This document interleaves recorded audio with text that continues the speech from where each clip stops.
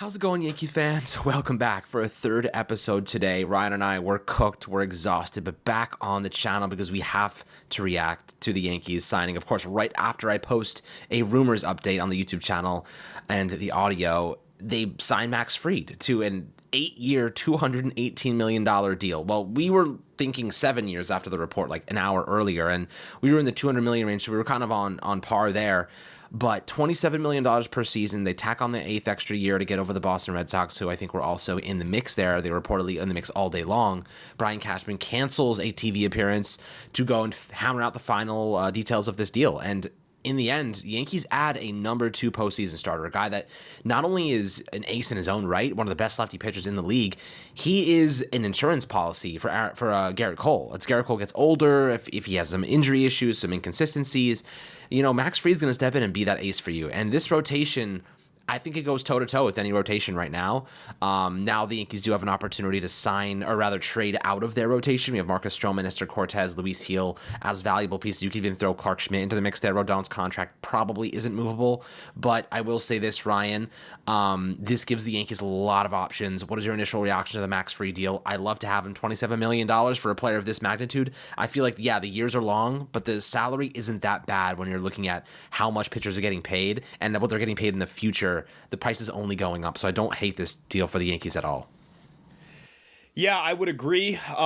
This is a deal where, look, you're paying more years than you're comfortable paying, but you do have to go sometimes to uncomfortable lengths, and especially with the starting pitching market, I think the number one thing that's identifiable about this group is that you're going to have to go to uncomfortable lengths to get the player, and for a team that's in a contention window, getting the player is a success. Getting the player is a win. It's what you're trying to do. It's what the Yankees need to do. They made an aggressive bid. Reportedly, the Red Sox offer wasn't really close to the Yankees offer, so they said, hey, we're giving you this money. We want the player. We covet the player.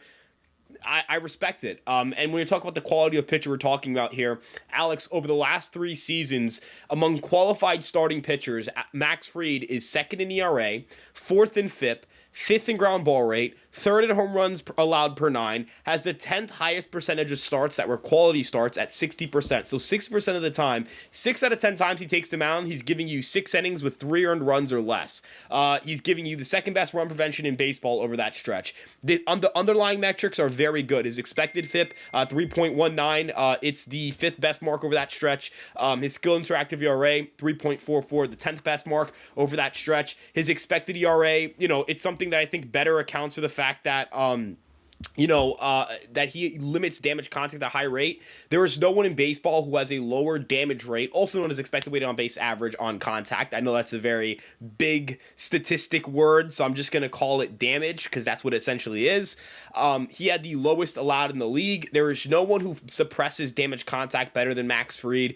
He misses enough bats. I think there's just perception that he cannot strike out hitters. He strikes out hitters at roughly a slightly better than average clip. He walks hitters at a below average clip, and he prevents home runs. This is a guy, I think it reflects in the FIP. FIP is strikeouts, walks, and home runs. It does not take into account your ability to limit damage contact, and that's something he excels in, and he's still 4th in that metric. So Alex, if he is able to continue to control the fly ball, the home run game, the walk game, and strike out enough batters, we're going to be talking about an elite pitcher for the next few seasons.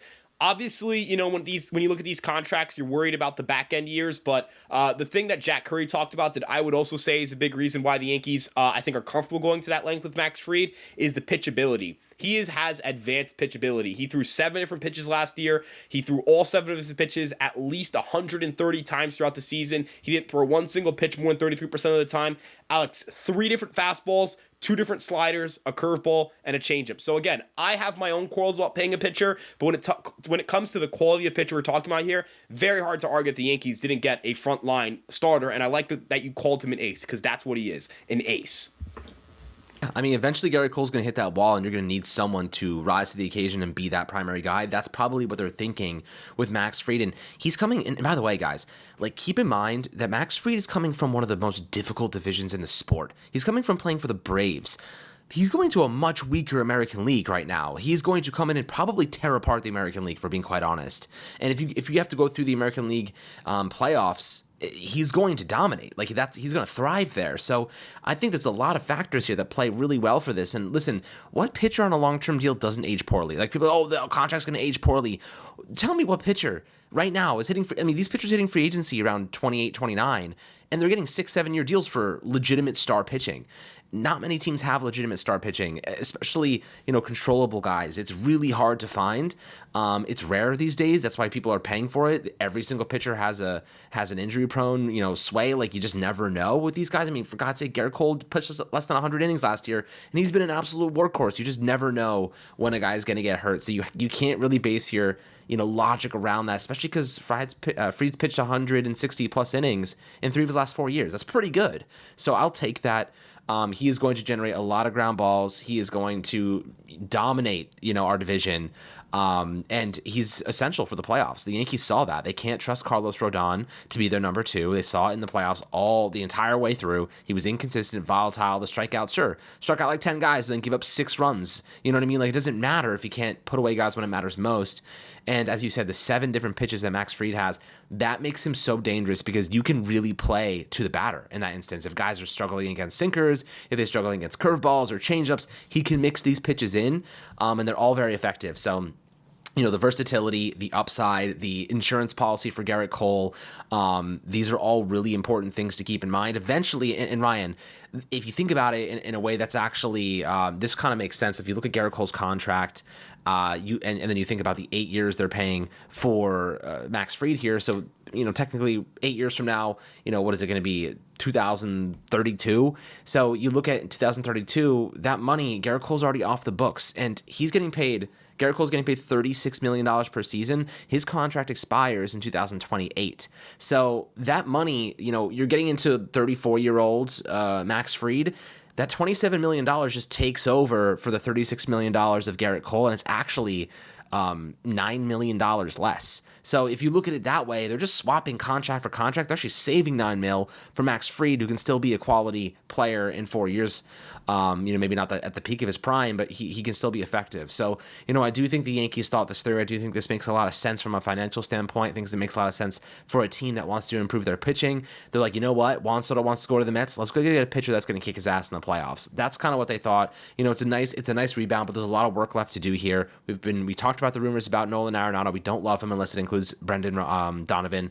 We like Christian Walker. We'd love for the Yankees to find a deal. Hopefully it's nothing too expensive. Pitching is, being overpriced. Walker's 33. I don't think the deal would have to be astronomical to get him, and he's a massive upgrade at first base for us. Then you have to go find out what you're going to do in the outfield, whether it's a Cody Bellinger or a Teoscar Hernandez. I don't want to pay Santander. But, Ryan, now that you get the big picture, what's next on your docket? What's the next most important thing the Yankees have to address? It's the offense. The New York Yankees need to make sure they go out and secure hitting. Their offense will be a problem if they don't go out and get legit bats. I do have some concerns about acquiring Christian Walker that I just looked at. The Yankees would lose 2 more of their first 6 picks. They would only have 2 picks of their first 6 picks in the 2025 draft, but I think you kind of have to bite the bullet if you have to go get a first baseman. He's someone you really covet. You can always, try to maybe move for a younger player or for prospects. And obviously the Yankees drafted a lot of pitchers in the most recent draft class, so maybe that alleviates the need for help. But it does, you do start looking a little bit at the well, and it's going to start getting dry very quickly in terms of prospects. The other thing I'd like to mention, Alex, in terms of first base is that, when we're talking about being able to package pitchers and go get players, there's a lot of options in the trade market for a first baseman, but I think the player that we're all holding out for right now, it's still Kyle Tucker, right? Like that would obviously be a big offensive get. It looks like I feel like as the hour goes by, there's more and more chatter about potentially moving him from the Astros side of things. Jack Curry talked about, if he was available, he's someone that the Yankees would have conversations with the Astros with, but did emphasize the high price point. Again, this is a premium player. The Yankees need premium players on offense. I think Walker would fit them like a glove because of his glove and his bat. And we're talking about Max Fried now. You want to show up your infield defense. I would love to see Walker paired with an infielder. We talked about Brendan Donovan. Could you perhaps entice the St. Louis Cardinals with a controllable starting pitcher? Then you maybe look at a guy like Cody Bellinger and say, hey, eat half of his salary. We have no problem importing him onto the team. I don't know if Marcus Stroman's going to get moved, but I feel like the pitching market has indicated that there may be a team willing to take on Marcus Stroman and some, not all, but some of his money because he is still a capable major league starting pitcher. And, teams are desperate for pitching right now. We've seen the prices up on pitchers across the board. Again, we just paid 8 years for Max Fried. God knows what Corbin Burns is about to get. You look at the other deals. Again, I compare it to Frankie Montas, 2 years, $34 million. This is a pitcher who had a 4.8 ERA and a pitcher who hasn't proved to be able to be healthy enough to give you 180, 190 innings a year. So, I think the next step for the Yankees is shoring up the offense, maybe looking at some bullpen arms. They went with Chris Martin today. Aaron Boone was waxing poetic about Tanner Scott, which I found super interesting. You rarely hear a manager just randomly go off about a free agent pitcher. I don't know if that indicates that there's some smoke there. I doubt the Yankees would be the top bidders for Tanner Scott, but you never know. Maybe his market craters a little bit. Alex, I just feel like right now that you have Max Fried, and this is maybe, again, if your kid's listening to this, just for this portion, maybe tune out a little bit. I'm not dropping a curse word, but the analogy. You have the pitching market by their balls. You have it by its balls, and you can control it. You control the market by its balls. You just do, right? You have a young pitcher in Clark Schmidt. What, you want a 1 year guy? Here's Cesar Cortez. Give us 1 year of one of your bats. What's that? You want Clark Schmidt? You got to give us something. You want Luis Gil? He's a Rookie of the Year winner. You're going to have to give us something to get him. You're going to have to give to get. Yesterday's price is not today's price. The Yankees need to be stern and firm and patient when it comes to dealing with their starting pitchers. Don't need to rush a deal. You don't need a deal to materialize on December 12th. Alex and I will have no problem waiting until February 1st if it means you get the best value possible on a hitter. Control the market. All these cheap teams that can't afford these pitchers, you've got to buy. And also, another thing, the Boston Reds. Alex, if I'm not mistaken, weren't the Boston Red Sox supposed to spend some serious coin this year? Am I not mistaken? That's strikeout on Soto. You are not. Didn't even come close.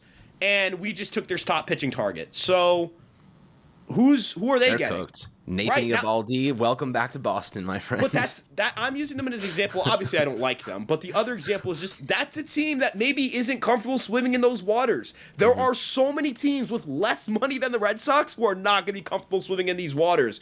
You mean to tell me that a team like the Texas Rangers, who were in on free but didn't have the finances for it, what are they going to do? They're going to have to go get pitching. Nathaniel Lowe? Hey, you want Nestor Cortez? Let's ask for Nate Lowe at first. I know it's a lot, and I know they're not going to do it, but ask for him. Ask for the moon from these teams and force them to overpay you in the trade market for quality pitching. Yeah, I think you're absolutely right. You have to ask for the moon from these teams. And like you're saying, the Yankees, not only do you get tons of value, we just broke down the value you get from Max Fried, but also, like you said, they have this pitching market, at their disposal. They have all these controllable arms. They have, Heel, they have Clark Schmidt, they have 1 year rentals, they have innings eaters, they have whatever you need. So, one-stop shop if you're looking for a pitcher at a certain price point that you don't want to pay, and the Yankees have value there. So we'll see how they kind of operate from their starting rotation to reinforce other positions. But this was a good step. I like this move. I liked it yesterday. I liked it today. I still like it now. And I like it even more after kind of thinking through the additional parts of this. Now, obviously, no deferred money, no opt-outs. It doesn't matter. Those things are overplayed to a degree unless it's like really old players. But, I do think this next step here, you said it best. It's time to upgrade the offense. They will. The Yankees have positioned themselves really nicely. Think about it this, Ryan, this is the funniest thing. I got two things to say and I'll wrap this up. The first thing is, they still have $570 million, $565 million to spend theoretically, because they were going to spend $760 on Juan Soto. They got $560 million they still haven't spent over the course of however many years they want to spend. Obviously, it's more of a year-by-year basis than a kind of accumulated number, but pretty awesome to have that much money still at your disposal. And the last thing I'll say is, guys, have a moment of gratitude for the fact that the Yankees actually spend money. We could be talking about the freaking Red Sox right now, or the Athletics, or some horrible... Take Nathan Eovaldi off the board. He's back to Texas. So, again, there you go. Yesterday's price is not today's price. Yes. Yesterday's price is not today's price, folks. I want a robbery. I want you to grab a team by the balls and tell them, you're giving me one of your best hitters for a pitcher who isn't that good. I'm sorry. Yeah. I apologize to interrupt. I just wanted to... Billy Bean for Moneyball action right now. We want to be taking players, but like, I mean, you're saying it best, man. Like, this is a advantageous spot for the Yankees. We are in a good position. We spend money. Like, we could not be in a spot like this. We could be talking about, oh, we lost Juan Soto. We're not going to replace him. But the Yankees are doing, for step by step, replacing that production, replacing what we need to reinforce this team. We talked about it earlier. This is a weak American League. The Yankees can coast through the American League, get to the World Series, and just get lucky. Just get lucky, compete, get lucky, win some games. You never know what happens. So step by step, we got you guys covered here. Fireside Yankees triple upload day. Ryan, give yourself a round of applause. Definitely a grinder, but we got you guys covered with all the news day by day, hour by hour, minute by freaking minute. Appreciate you guys. Make sure to like and subscribe as always, and we'll catch you guys on the next Fireside Yankees episode.